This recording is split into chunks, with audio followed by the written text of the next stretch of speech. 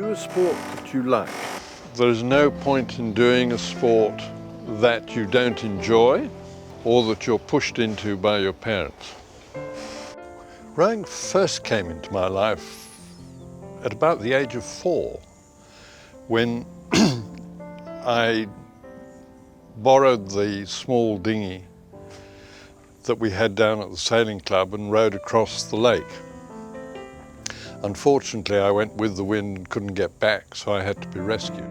I started rowing for Thames Rowing Club and then moved to an entity called the Skiff Club, which was just 4 of us with our own boat trying to beat Thames Rowing Club because of friction within the club. And then I moved on to the Tideway Scullers and joined that group, which was at that stage a loose band of scullers. Training is an essential part of rowing because you need to keep your technique up to a high standard, and you need to keep your fitness levels up. Otherwise you won't enjoy the racing. If you try and race when you're not fit, but you have a reasonably high level of technical skills, you can do yourself some real damage.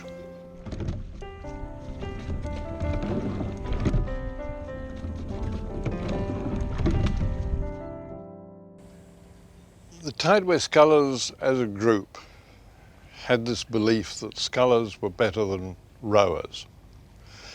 And so at the beginning of the 1964 year, we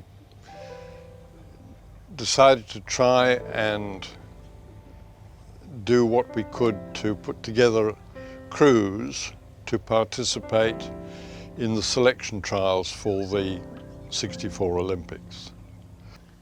The selection committee decided they didn't want to send anybody to the Olympics.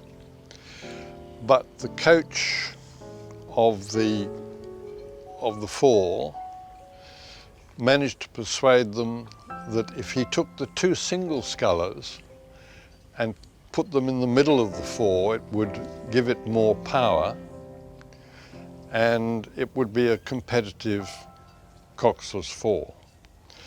And surprisingly, the selectors went along with him.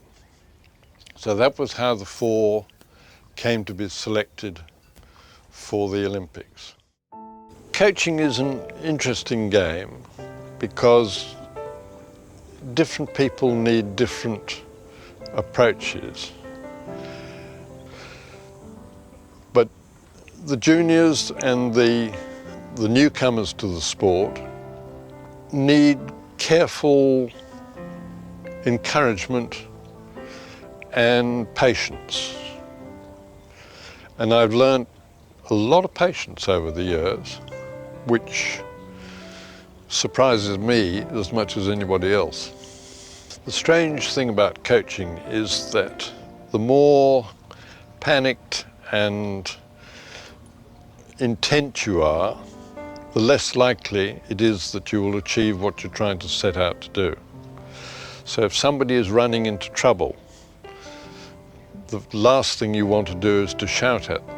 You have to talk to them very quietly so that they actually understand and do what they want to do without getting excited themselves.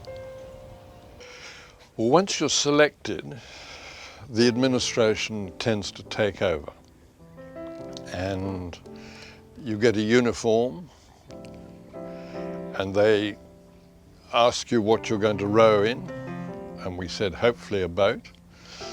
They said, well, where's your boat? I said, well, we've got one, but don't you want to put a new one in? No, they said, that'll do.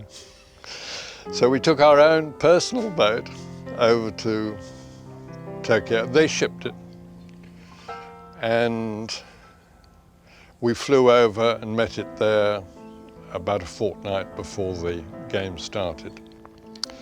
So we were a total dark horse.